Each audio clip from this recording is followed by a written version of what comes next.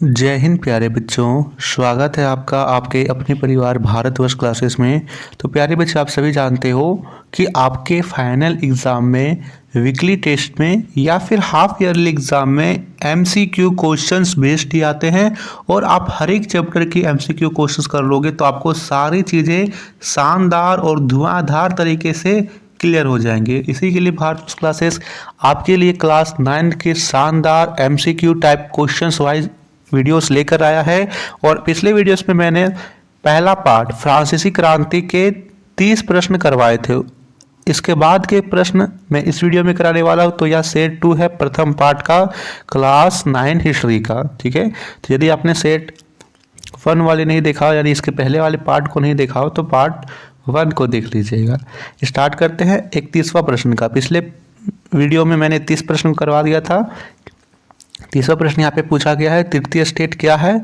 शीर्षक से एक पम्पलेट किसने लिखी? तो यहाँ पर 30वें का आपको उत्तर मैंने बता दिया था कि 30वें का उत्तर बी होगा, आपेक्षीय। चलिए अब 31वां प्रश्न करते हैं।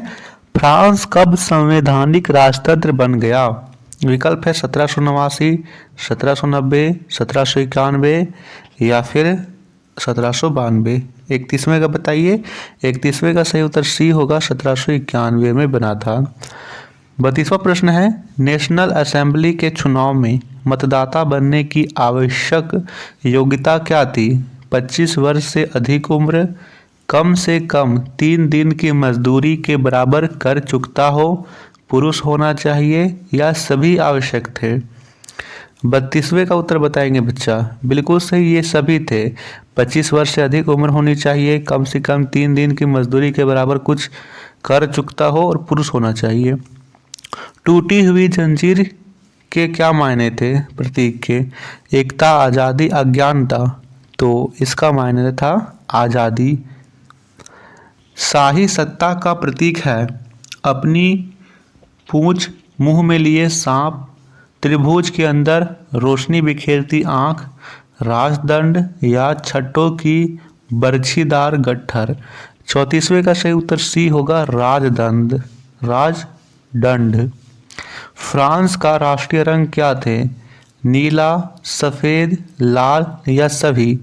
सभी होगा, नीला, सफ़ेद और लाल। नेशनल असेंबली ने प्रशा एवं ऑस्ट्रिया के विरुद्ध युद्ध की घोषणा कब की? 1792 ईस्वी, 1790 ईस्वी, 1789 ईस्वी या 1794 ईस्वी? 36वें का सही उत्तर क्या होगा? बिल्कुल सही बच्चा, सी होगा, 1789 ईस्वी। 37वां प्रश्न, रोजेट डी लाइल द्वारा रचित मार्सिल किस देश का राष्ट्रगान है? विकल्प है ऑस्ट्रिया, इंग्लैंड, जर्मनी, फ्रांस। 37वें का सही उत्तर डी होगा, ये फ्रांस का राष्ट्रीय गान है। 38वां प्रश्न, जैकोबियन क्लब के सदस्य कौन थे? Very very very important question, tick कर लीजिए। जैकोबियन क्लब के सदस्य कौन थे? तो यहाँ पर सही उत्तर क्या होगा? सभी थे। छोटे दुकानदार, दिहाड़ी मजदूर और कारीगर सभी हो जाएंगे। 39वां प्रश्न है, किस वर्ग ने गोदी कामगारों की तरह धारीदार लंबी पतलून पहनने का निर्णय लिया था? कुलीन, पादरी, जैकोबिन या वकील? 39वें का सही उत्तर सी होगा, जैकोबिन। 40वां प्रश्न, फ्रांस में ब्रीचेस घुटना कौन पहनते थे? कुलीन, पादरी, जैकोबिन या फिर उपरोक्त सभी? यहाँ पर सही उत्तर ए हो जाएगा, कुलीन पहनते थे। 41वां प्रश्न है, कॉन्वेंट क्या था? विकल्प है धार्मिक जीवन को समर्पित समूहों की इमारत, धार्मिक जीवन को समर्पित मैदान, राजनीतिक जीवन से संबंधित पुस्तक या इनमें से कोई नहीं। 41वें का सही उत्तर ए होगा, धार्मिक जीवन को समर्पित समूहों के इमारत। ए विकल्प सही है बच्चा। 42वां प्रश्न, कुलोत से आप क्या समझते हैं? जैकोबिन को शो कुलोत के नाम से जाना जाता था। इसका शाब्दिक अर्थ होता है बिना घुटने वाला। शो कुलोत पुरुष लाल रंग की टोपी भी पहनते थे या सभी सही है? तो देखिए यहाँ पर सही उत्तर होगा डी, सभी सही है। ठीक है, डी उत्तर सही कीजिएगा। 43वां प्रश्न है, लुई 16वें को किस आरोप में 31 21 जनवरी 1793 ईस्वी को फांसी दी गई। हत्या, लूट, देशद्रोह या इनमें से कोई नहीं। यहाँ पर सही उत्तर क्या होगा बताइए। देशद्रोह सी होगा। फ्रांस के इतिहास में किस कालखंड को आतंक के युग के नाम से जानते हैं? 1790 से 1792 ईस्वी तक, 1793 से 94, 93, 95 या 94 से 96 तक। 44वें का सही उत्तर बी होगा, 93 से लेकर के 94 ईस्वी तक। आतंक का युग। गिलोटिन क्या था? एक पुस्तक का नाम, खेती करने की मशीन, सिर कलम करने की मशीन या मनोरंजन की वस्तु? तो सिर कलम करने की मशीन को गिलोटिन कहा जाता था। जैकोबिन सरकार के पतन के बाद सत्ता किसके हाथ में आ गई? मध्य वर्ग के संपन्न तबके, मध्य वर्ग के कमजोर तबके, उच्च वर्ग या निम्न वर्ग? इस प्रश्न का सही उत्तर बताएंगे। 46वें का सही उत्तर सी होगा, उच्च वर्ग के हाथों में आ गई थी। 47वां प्रश्न, फ्रांस में महिलाओं को मताधिकार कब प्राप्त हुआ? वेरी वेरी वेरी इंपॉर्टेंट है, नोट करेंगे, यहाँ पर टिक कर लीजिए। तो फ्रांस में महिलाओं को मताधिकार यहाँ पर 1946 में प्राप्त हुआ था। बी सही है। 48वां प्रश्न, ओलंप दे ग्यूज को पुरुष एवं नागरिक अधिकार घोषणा पत्र का विरोध करने के कारण कब फांसी दी गई? 1793 ईस्वी, 1794 ईस्वी, 1795 ईस्वी या फिर 1796 ईस्वी? 48वें का सही उत्तर यहाँ पर ए होगा, 1793 ईस्वी। चलिए 49वां प्रश्न यहाँ पर है, फ्रांस के बोर्दे और नांते बंदरगाह किस चीज के व्यापार के कारण समृद्ध बन गया था? मसाले, कपड़े, दासों या अनाज? 49वें का सही उत्तर सी होगा, दासों के व्यापार के कारण। 50वां प्रश्न, दास व्यापार का प्रारंभ कब हुआ? तो दास व्यापार का प्रारंभ 17वीं शताब्दी में हुआ था। बी होगा। फ्रांसीसी उपनिवेशों से अंतिम रूप से दास प्रथा का उन्मूलन कब किया गया?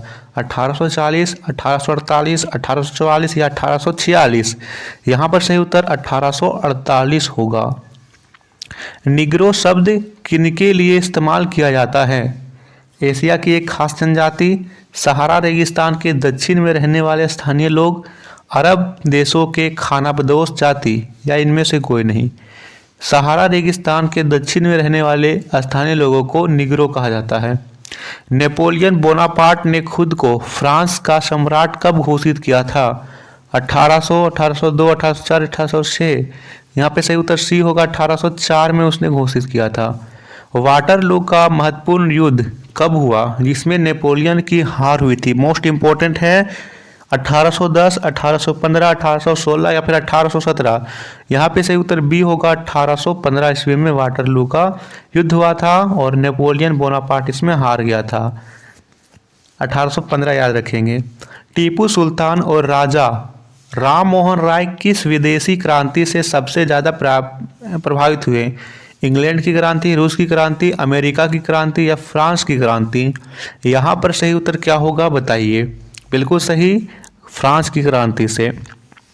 56वां प्रश्न, 1794 ईस्वी में कन्वेंशन द्वारा फ्रांसीसी उपनिवेशों से दास मुक्ति का कानून पारित करने के कितने वर्षों बाद नेपोलियन द्वारा दास प्रथा पुनः प्रारंभ किया गया? 5, 7, 8 या 10? यहाँ पर सही उत्तर होगा 10, मुक्ति कानून पारित करने के यहाँ पे 10 वर्षों बाद।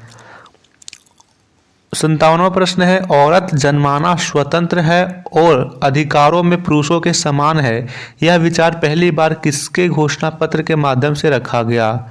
ओलंप दे ग्यूज, रूसो, वाल्टेयर या रोबेस्पियर?